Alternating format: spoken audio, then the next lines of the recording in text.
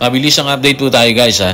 Hindi kasi napigilan ni dating PBA Commissioner Noli Yala na ilabas ang kanyang saloobin tungkol sa issue ng 4-point shot na ipatutupad sa PBA. Abangan po natin yan ha. Si Coach Tim Cone, tila nakakita naman siya ng posibleng ipalit dito kay Scottie Thompson sakaling hindi pa rin siya makasama sa hanay ng Gilas ngayong November po yan. Of course versus Hong Kong at New Zealand. Inamin din niya na sabik na muli magsama-sama ang grupo ng Gilas para sa second window ng FIBA Asia Cup 2025 qualifiers.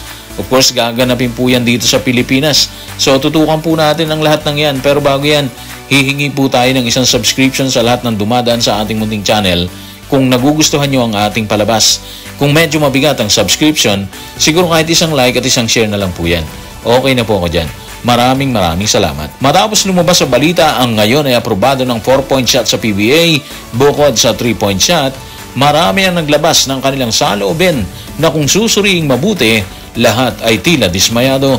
Isa sa kanila ay si dating PBA Commissioner Noli Yala. Narito ang kanyang pahayag. Tutukan natin si dating PBA Commissioner mula sa kanyang official Twitter or X account. Mas gugustuhin kong ipagpaliban ng anumang judgment tungkol dito sa bagong 4-point shot na ipatutupad ng PBA. A. Para sa pagsisikap na mag-innovate kahit na mababaw. Pero may higit pang mahahalagang bagay na dapat munang talakayin ng lupo na to Yung farm team, salary cap, parity, gate attendance, independent com. Actually guys, hindi natin alam kung ano yung independent com. Baka commissioner po yun no? Pero sa totoo lang ayaw naman natin na dumagdag sa mga negatibong reaksyon na nakukuha ng desisyong ipatupad yung 4-point play dito sa PBA. Pero mula mismo kay dating PBA Commissioner Noli, ang dami pang dapat talagang ayusin ang kasalukuyang pamunuan ng PBA. Yung mga tinurang kasi niya ni Commissioner Noli, ilan lang yan sa mga problema ng PBA. Ilan din yan sa mga rason bakit hindi dinudumog ang PBA sa ngayon. Okay, sabihin na natin may ibang option ng viewers.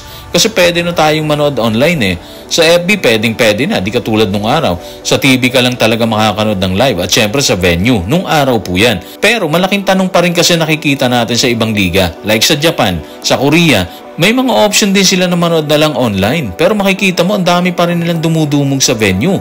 Ibig sabihin, suportado nila yung liga. At kapag suportado ng viewers ang liga, everybody happy, sabi nga nila. Lahat magiging maayos yan. Anyway, sa tingin natin, isa talaga ang issue ng farm team sa mga nagpapahirap ngayon sa PBA.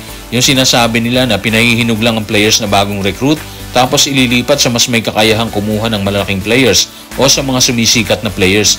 Nung time ni Commissioner Noli, walang ganong issue.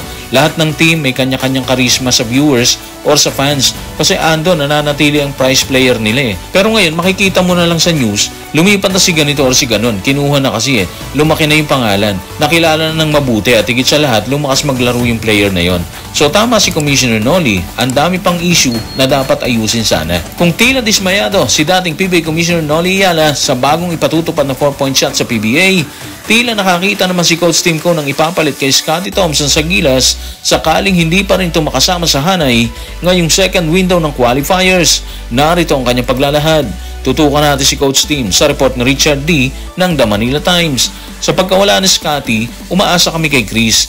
Yun, sa palagay ko, isa pang tanong na meron tayo. Pwede ba si Chris sa binakanting pwesto ni Scottie at gawin ang mga bagay na ginagawa ni Scottie? At ginawa niya. Pero ginawa niya yon sa ibang paraan. Okay guys, ang sinasabi kasi ni Coach Tim, yung ginawa ni Chris Newsome sa OQT habang absent si Scottie Thompson. Actually, bukod kay Chris, kuminang din si Dwight Ramos habang wala si Scottie Pero eto na nga, kung titingnan nating mabuti, posibleng magiging malaki ulit ang role na gagampanan ni Chris Newsome sa papalapit na second window ng FIBA Asia Cup 2025 qualifiers. Gaganapin niya sa November kung saan haharapin ng Gilas ang matigas na New Zealand at Hong Kong.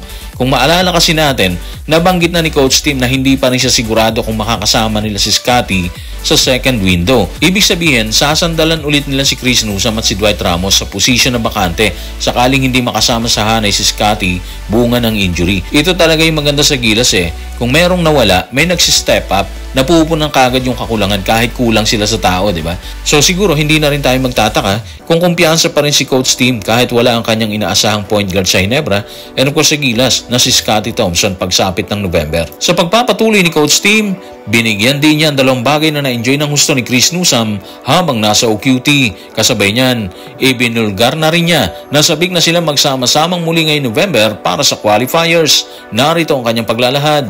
Tutukan ulit natin si Coach Team sa report ni Ruben Terrado sa Spin. Yung bagay na na-enjoy talaga dito ni Chris Newsome sa OQT is yung camaraderie at chemistry na nabuo sa kupunan. Sabi niya, hindi ka panipaniwala na makasama ang lahat at pakaramdam niya, ganun din ang nararamdaman ng lahat. Kung ganyan, sabik na silang bumalik ngayong November at muling magsama-sama. So guys, dun tayo sa sabik na silang bumalik ngayong Nobyembre. Para sa akin kasi, magandang indikasyon yon na andun pa rin yung init na nakuha nila dito sa Olympic Qualifying Tournament. Yung feeling na makipagbasagan sa mga malalakas na team sa Europa na ngayon dito nila gagawin sa Pilipinas kalaban ng matigas na New Zealand at ang tinalo na nila na Hong Kong Nationals. Kung titingnan nating mabuti, andun pa rin yung pagiging kampante sa paparating na laban. Kampante na mabibigyan nila ng magandang laban ng New Zealand na malimit taob ang gilas sa kanila, di ba?